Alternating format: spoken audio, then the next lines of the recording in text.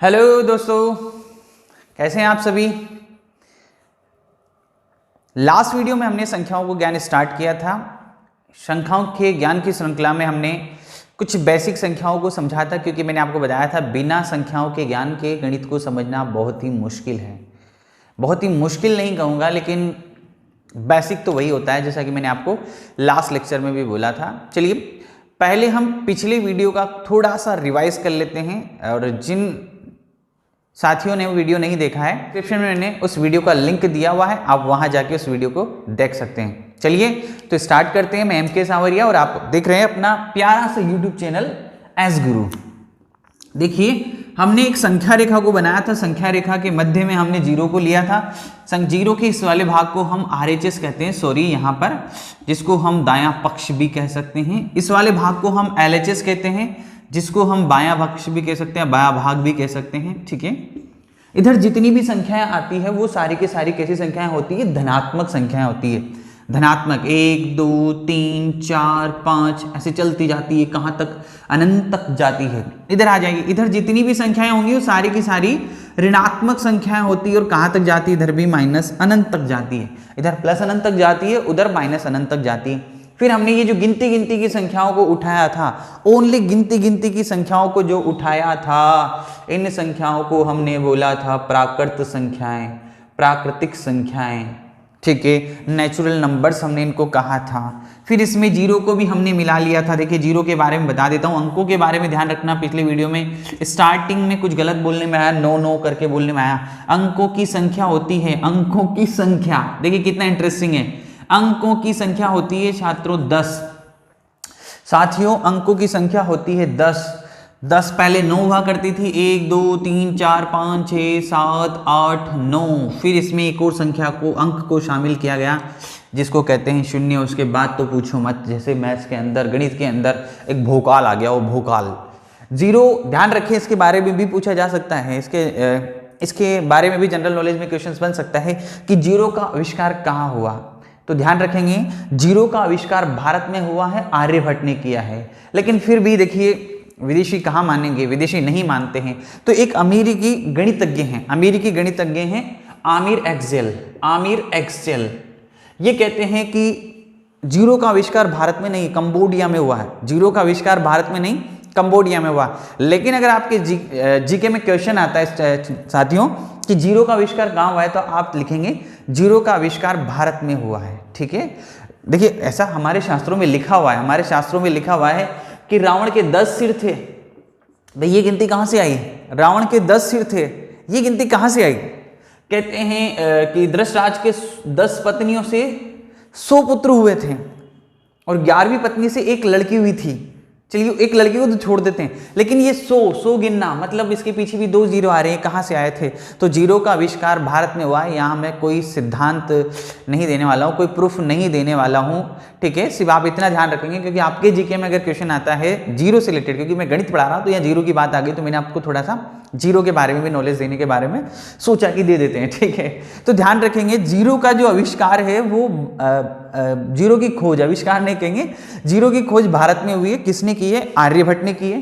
ठीक है, कई सारे दावा करते हैं, क्योंकि ये चाहते हैं कि सारा जो क्रेडिट है वो हम ही ले लें, बिल्कुल, लेकिन हम देने नहीं देंगे। तो अंकों की संख्या 10 होती है, 10 अंक यहाँ लिखे हुए। इन अंकों के सहयोग से बहुत सारी संख्याएं बनती हैं, उन संख्याओं के बारे में भी हम जानेंगे। जैसे मैं यहाँ समझा रहा हूँ आपको कि गिनती की जो संख्याएं होती है, केवल हम गिनती बोलते हैं 1 2 3 4 5 6 7 8 9 10, जो भी गिनती का वर्ड बोलोगे, वर्ड मतलब समझ गए होंगे आप, है ना, जो भी गिनती की संख्या बोलोगे उसे प्राकृत संख्या कहते हैं। बाद में इसमें जीरो को भी मिला लिया गया, तो फिर इसको कहा गया पूर्ण संख्या। फिर ये बन गई पूर्ण संख्या, मतलब हमने कहा ये पूर्ण संख्याएं हो गई भी, ऐसा नहीं था। फिर किसकी खोज हुई, नेगेटिव नंबर्स की, नकारात्मक संख्याओं की खोज हुई। उसके बाद संख्याओं का पढ़ने का जो तरीका वो फिर बदल गया। फिर इसको कहा गया पूर्णांक संख्याएं कहा गया। क्या कहा गया कि ये आपकी पूर्णांक संख्याएं हैं। ये आपकी कौन सी संख्याएं हैं, पूर्णांक संख्याएं हैं। देखिए इनकी हिस्ट्री भी होती है, हर नंबर की एक हिस्ट्री है, कौन कब कैसे खोज हुई। लेकिन यहाँ हिस्ट्री से रिलेटेड आपके कोई क्वेश्चंस नहीं आएंगे। मैथ्स में आ सकता है तो ज़्यादा से ज़्यादा शून्य के बारे में आ सकता है, जीरो के बारे में आ सकता है। ठीक है, तो अभी मैं यहाँ हिस्ट्री नहीं पढ़ा रहा हूँ आप लोगों को, मैथ्स की हिस्ट्री नहीं पढ़ा रहा हूँ। मैथ्स को पढ़ने के बहुत सारे डिफरेंट तरीके होते हैं। जैसे आप साइकोलॉजी के अंदर भी मैथ्स को समझते हो कि एक बच्चे को मैथ्स किस तरीके से पढ़ानी चाहिए, तो मैथ्स के कई सारे तरीकों से मैथ्स को समझा जाता है। हम अभी सिर्फ हमारे कोर्स के हिसाब से, सिलेबस के हिसाब से मैथ्स को समझ रहे हैं, ठीक है। तो यहाँ हम देखेंगे कि संख्याओं को हमने यहाँ तक बांटा था, उसके बाद मैंने कहा था कि इनके बीच में भी कोई संख्याएं होती है, 1 और 2 के बीच में। एक प्राकृत संख्या हमने कहा, 2 प्राकृत संख्या है, तो क्या इनके बीच में भी कोई संख्याएं होती हैं? हाँ बिल्कुल होती है। इसके बीच में कितनी संख्याएं होती है सर? अनंत संख्याएं होती है। 1 और 2 के बीच में भी अनंत संख्याएं होती है, जैसे 1.5 हमने नहीं पढ़ा अभी तक, 1.3 सॉरी 10/15, 25/7, ऐसी कई सारी संख्याएं इनके बीच में आती है। इन संख्याओं को क्या कहेंगे? इसके बीच में √3 भी कहीं आएगा, यहाँ कहीं √3 आता है, ठीक है। √2 भी कहीं आएगा, √5 भी यहाँ कहीं आएगा। तो फिर इन संख्याओं को क्या कहते हैं? इन संख्याओं के बारे में भी हमने लास्ट क्लास में पढ़ा था। इनको हमने 2 भागों में बांटा था, परिमेय और अपरिमेय संख्याएं। इनको भी हमने 2 भागों में बांटा था, परिमेय और अपरिमेय संख्याएं। ऐसी संख्याएं जिनको हम p/q के रूप में लिख सकते हैं और ऐसी संख्याएं जिनको हम p/q के रूप में नहीं लिख सकते हैं। इतना हमने लास्ट वीडियो में समझा था, देखिए मैंने बहुत गंदा सा लिखा हुआ है, ये इसलिए लिखा हुआ है क्योंकि हमने सब कुछ पढ़ लिया है लास्ट वीडियो में। चलिए अब उन नंबर्स के बारे में पढ़ते हैं। तो साथियों ध्यान रखें, लास्ट लेक्चर में हमने परिमेय और परिमेय को पढ़ा था, आज हम कुछ और संख्याओं को पढ़ेंगे।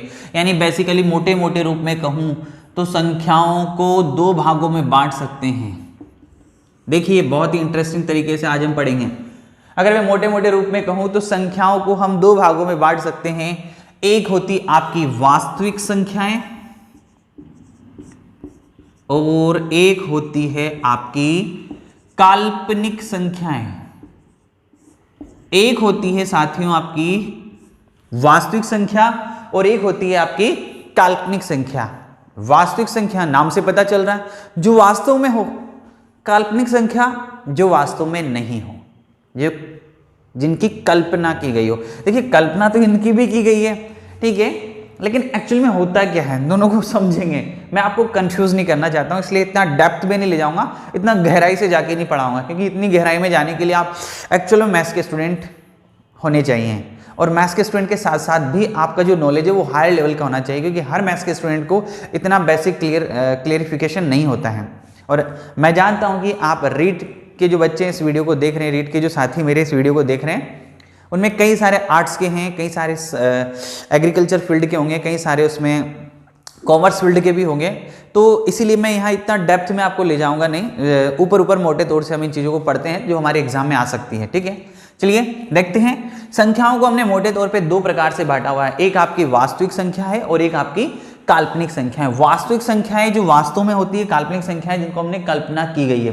अब आई कहां से, इन दोनों को समझते हैं। देखिए जब मैं यहां पर x² = 1 को हल करूं, ध्यान देना एक समीकरण मैंने लिखा है, एक समीकरण में यहां लिखता हूं, आपको इतना डेप्थ में भी ले जाता हूं। चलिए ऊपर से समझाता हूं। जब अंडर रूट के अंदर आपका कोई नेगेटिव नंबर नहीं आए, कोई भी नेगेटिव नंबर नहीं आए अंडर रूट के अंदर, ऐसा कोई साइन बना हो, अंडर रूट हो सकता है, मतलब वर्गमूल हो सकता है, घनमूल हो सकता है, और यहीं आपके इस वर्गमूल के अंदर कोई ऋणात्मक संख्या आ जाए, नेगेटिव नंबर आ जाए, यहां आता है पॉजिटिव। इतना ध्यान रखो। अगर आपके वर्गमूल के अंदर, अंडर रूट के अंदर, है ना, अंडर रूट भी कई सारे बच्चे समझते होंगे, इसको अंडर रूट पढ़ते हैं, ऐसा नहीं है, 10 तक तो हर बच्चा मैथ्स पढ़ के आता ही है ना। तो वर्गमूल के अंदर अगर हमारी धनात्मक संख्याएं रहती है तो इन्हें हम कहते हैं वास्तविक संख्याएं। बाकी को भी कहेंगे, कोई जरूरी नहीं कि वर्गमूल के अंदर ही हो, बिना वर्गमूल की भी हो, उनको भी हम क्या कहेंगे। लेकिन वर्गमूल के अंदर अगर कोई संख्या ऋणात्मक बन जाती है, काल्पनिक को यहीं से परिभाषित किया जाता है, तो इसे हम काल्पनिक संख्या कहते हैं। और बेसिकली इन्हें आयोटा से दर्शाया जाता है, आप ध्यान रख लें थोड़ा बहुत, ठीक है। इनको आयोटा से दर्शाया जाता है, मैं लिख देता हूँ यहाँ, किससे दर्शाया जाता है स्टूडेंट? आयोटा से, हिंदी में लिख देता हूँ, आयोटा। आयोटा आई का सिंबल होता है। इतना इधर पूछा नहीं जाएगा काल्पनिक संख्याओं के बारे में, इसलिए उधर भूल जाओ, सिर्फ इतना ध्यान रखो कि संख्याओं के 2 वर्गीकरण किए जाते हैं, काल्पनिक संख्या और एक वास्तविक संख्या। अब जितनी भी संख्याएं हम पढ़ेंगे वो सारी वास्तविक के अंदर आती है। अब वास्तविक के हमने 2 भाग बनाए थे, देखिए क्या क्या था। एक परिमेय संख्या जो हम लास्ट वीडियो में पढ़ चुके हैं, डिस्क्रिप्शन बॉक्स में जाके आप उसका लिंक देख सकते हो, वहां पे मैंने लिंक डाला हुआ है, पहले वीडियो को आप वहां से देख सकते हो। परिमेय संख्या और दूसरी हमने पढ़ी है अपरिमेय संख्या। देखिए बहुत इंटरेस्टिंग है और मैं आपको इनके क्वेश्चंस कराऊंगा, तब ये आपके जो इसके डाउट्स हैं वो अच्छे से क्लियर होंगे। अब इतने अच्छे से इनके डाउट्स आपके क्लियर नहीं होने वाले, मैं पहले बता देता हूँ, ठीक है। इनके डाउट्स आपके क्लियर होंगे जब हम क्वेश्चंस करेंगे। अभी से इन वीडियोस को एक बार देख लें। देखने से क्या होगा कि जब मैं क्वेश्चन समझाऊंगा तो आपको समझ में आएगा कि ये जो क्वेश्चन समझाया जा रहा है इसका मैटर क्या था, ठीक है। तो ये जरूरी है ना।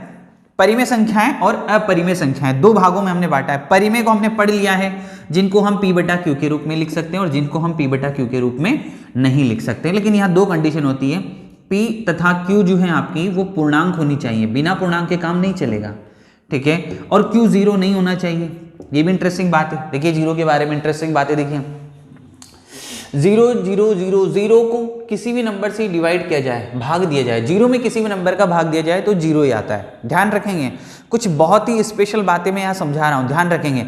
जीरो को किसी भी नंबर से भाग दिया जाए तो जीरो आता है, किंतु किसी भी नंबर को जीरो से भाग दिया जाए तो अपरिभाषित आता है।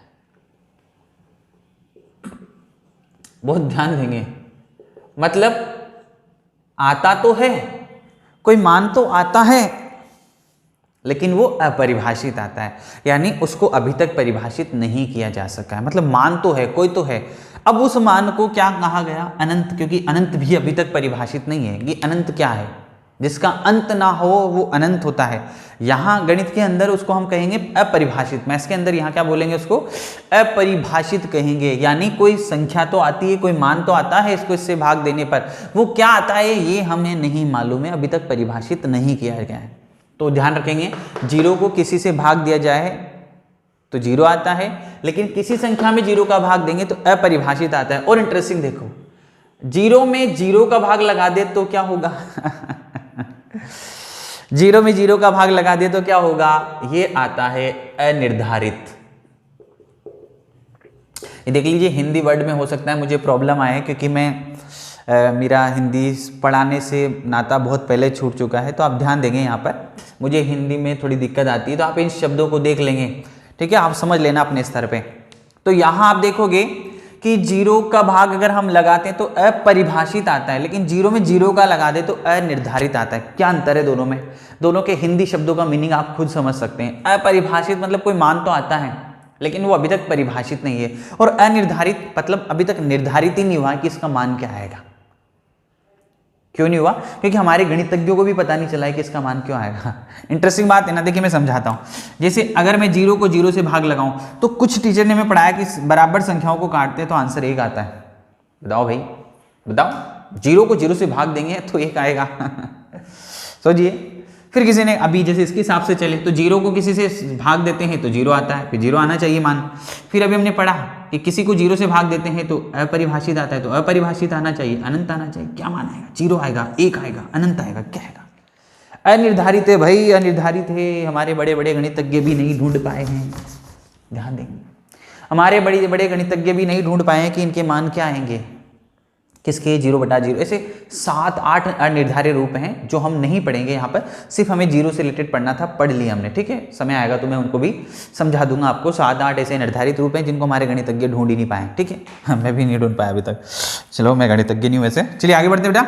तो हमने परिमेय संख्या, और अब आप समझ गए होंगे यहाँ पर क्यों जीरो क्यों नहीं हो सकता, क्यों जीरो क्यों नहीं हो सकता, क्योंकि किसी भी संख्या को जीरो से भाग देंगे तो अपरिभाषित आएगा, ऐसा मान आएगा जो परिभाषित नहीं होगा। और हम तो यहाँ परिभाषित कर रहे हैं कि परिमेय संख्या है, जिसको हम p बटा q के रूप में लिख रहे हैं, वो एक परिमेय संख्या है, तो ये भाई परिमेय संख्या होगी। और ये परिमेय नहीं बने, अपरिमेय नहीं बने, इसके लिए अपरिमेय नहीं बने, इसके लिए हमें ये कंडीशंस ध्यान रखनी है, ये शर्तें ध्यान रखनी है कि p और q पूर्णांक होने चाहिए, q जीरो नहीं होना चाहिए। अपरिमेय बहुत आसान है, अपरिमेय बहुत आसान है, पहले भी समझाया मैंने।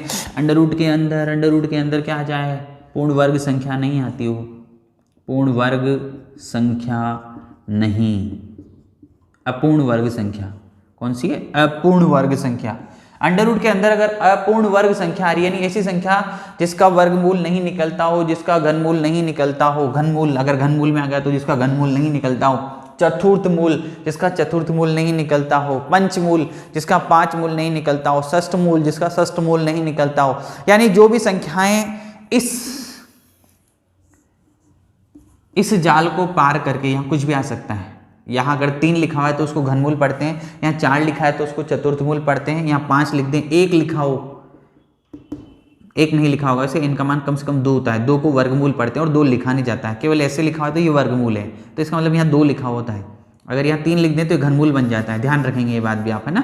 तो इस परकोटे को पार करके जो संख्या बाहर नहीं आ पाएगी उसे हम क्या कहेंगे, उसे हम अपरिमेय संख्या कहेंगे। कितना इंटरेस्टिंग है, आप ये ध्यान रख सकते हो, जो संख्या इस परकोटे को पार करके बाहर नहीं आ सकती, जो संख्या इस परकोटे को पार करके बाहर नहीं आ सकती, उस संख्या को हम क्या कहेंगे, उस संख्या को हम अपरिमेय संख्या कहेंगे, उस संख्या को हम क्या कहेंगे, अपरिमेय संख्या कहेंगे। चलिए संख्याओं को हमने 2 भागों में बांटा था, अपरिमेय, परिमेय। अपरिमेय को यहीं छोड़ देते हैं, ये अपने आप में अकेली है, लेकिन परिमेय संख्याओं के अंदर कई सारी संख्याएं आती हैं। देखिए अब परिमेय संख्याएं 2 प्रकार से लिखी जा सकती है, इसका स्क्रीनशॉट ले लेंगे आप लोग, ठीक है। चलिए मैं आगे बढ़ता हूं।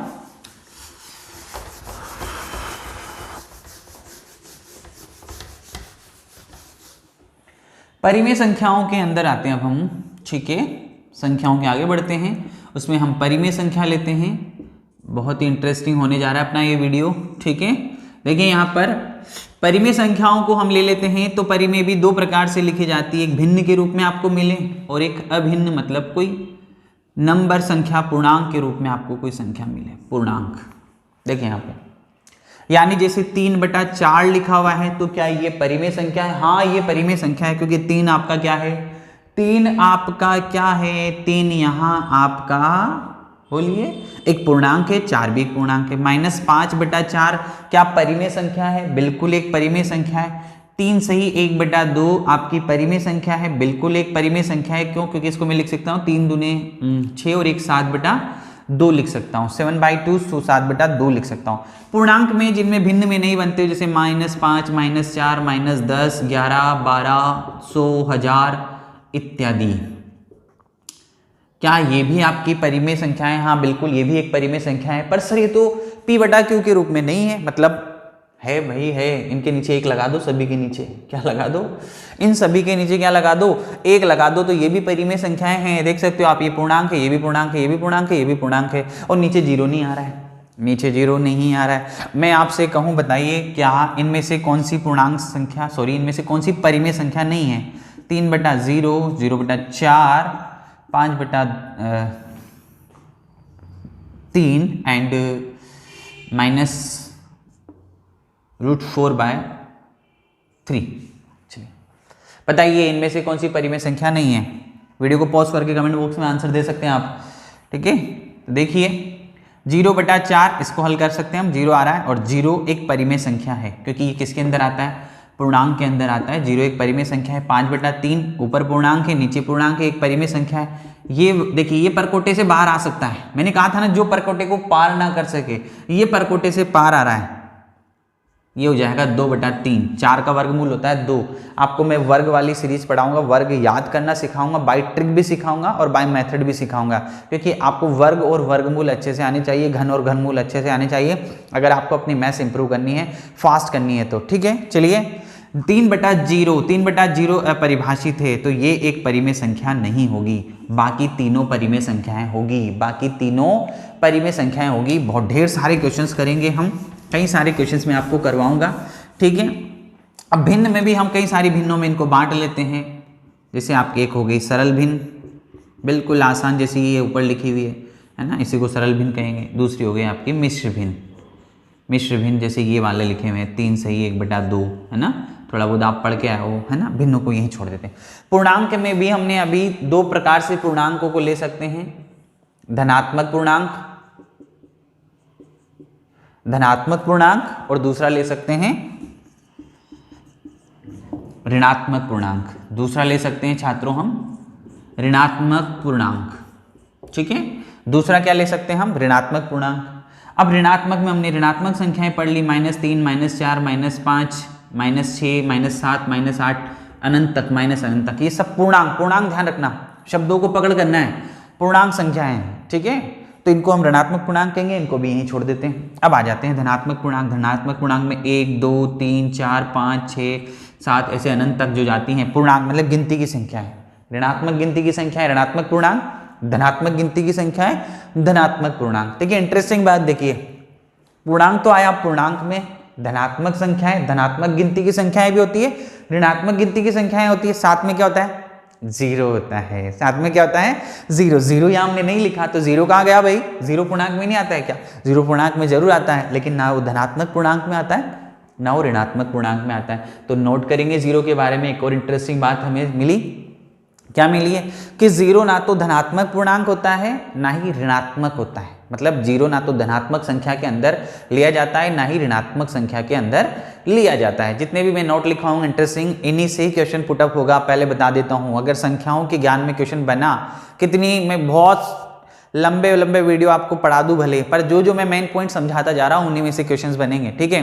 तो यहाँ देखिए आपका जो जीरो होता है, जीरो की खोज किसने की, आर्यभट्ट ने की, कहाँ हुई, भारत के अंदर हुई, ठीक है, बता दिया मैंने। कुछ लोग विरोध करते हैं कि नहीं नहीं हम तो इसका स्टेप भी खुद ही लेंगे, आपको नहीं देंगे इंडिया वालों, पर कोई बात नहीं, जब जीरो दिया मेरे भारत ने दुनिया को तब गिनती आई, तारों की भाषा भारत ने दुनिया को पहले सिखलाई, वाह वाह सर वाह वाह। देखिए यहाँ पर तो जीरो के बारे में एक और इंटरेस्टिंग बात, जीरो ना तो पॉजिटिव होता है ना ही नेगेटिव होता है, ना तो इसको धनात्मक में लिया जाता है ना ही इसको ऋणात्मक में लिया जाता है, ठीक है। ये भी इंटरेस्टिंग वीडियो हो गया अपना। चलिए देखिए, अब धनात्मक पूर्णांक में भी, धनात्मक पूर्णांक में हमने इनको क्या कहा, इनको हमने कहा प्राकृत संख्याएं, क्या कहा, प्राकृत संख्याएं। धनात्मक पूर्णांक में भी दो भाग हमने कर दिए हैं, केवल हम इन संख्याओं को ले, धनात्मक पूर्णांक को, तो इनको हम प्राकृत संख्याएं कह सकते हैं, और इसमें जीरो को भी मिला लें तो इसे हम पूर्ण संख्याएं कहते हैं। तो देखिए हमने संख्याओं के वर्गीकरण को एक और नए तरीके से आज समझा,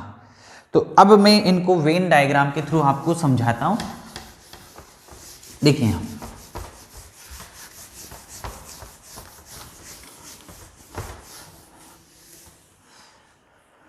सारी संख्याएं मैं यहां लिखता हूं। प्राकृत संख्याएं क्या थी, जो गिनती की संख्याएं थी, 1 2 3 4 ऐसे जाएगी।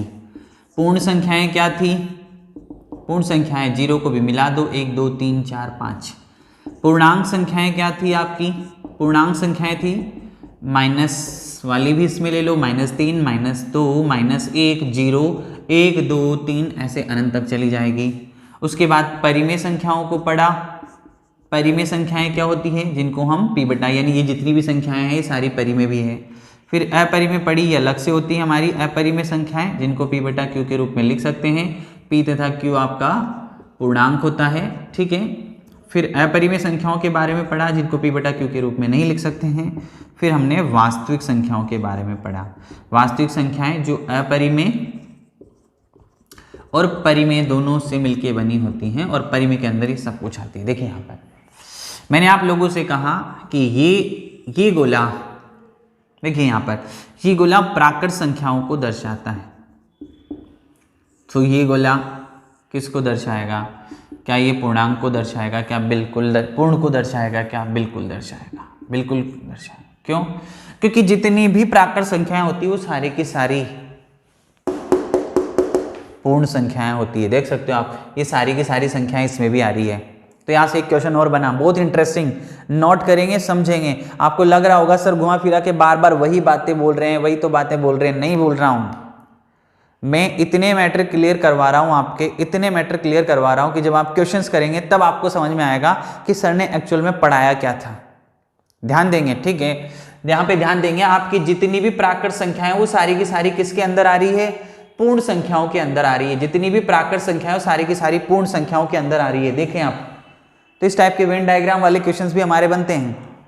तो क्या ये सही है, बिल्कुल सही है, क्योंकि देखिए पूर्ण संख्याओं के अंदर प्राकृत संख्याएं पूरी की पूरी आती है, तो पूरा का पूरा गोला इसके अंदर चला जाएगा। अब एक और गोला बनाते हैं, ये बनेगा आपका पूर्णांक का।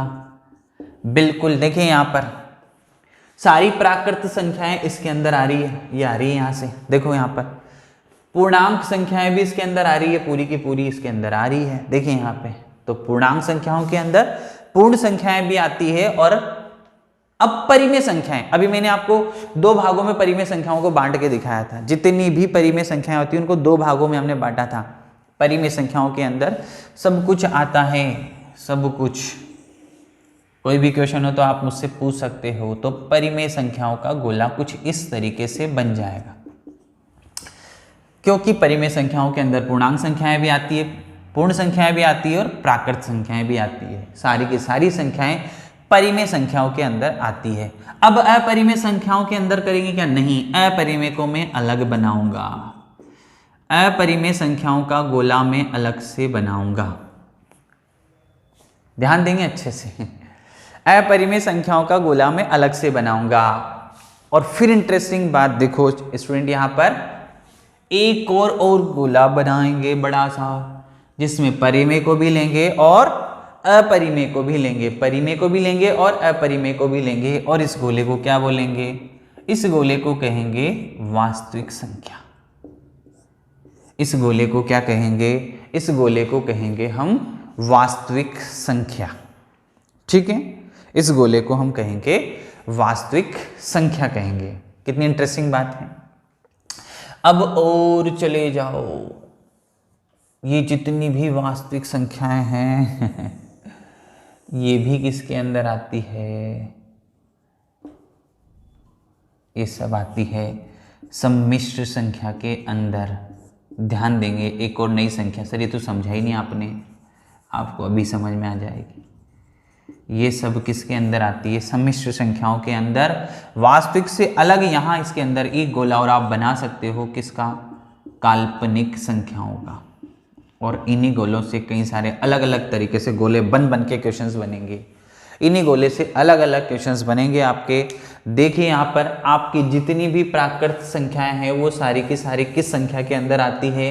वो सारी की सारी पूर्ण संख्या के अंदर आती है। जितनी भी पूर्ण संख्याएं हैं वो सारी की सारी किसके अंदर आती है? वो सारी की सारी पूर्णांक संख्याओं के अंदर आती है। जितनी भी पूर्णांक संख्याएं हैं वो सारी की सारी किसके अंदर आती है? वो सारी की सारी आपके किसके अंदर आती है? वो आती है हमारी परिमेय संख्याओं के अंदर। अपरिमेय संख्याएं अलग होती है, अपरिमेय संख्याएं कुछ अलग होती है। ये होती हैं आपकी अपरिमेय और परिमेय को मिला दें तो ये सारी संख्याएं बनती है हमारी वास्तविक संख्याएं। वास्तविक से थोड़ा हटके हम यहाँ एक भाग और बना देते हैं।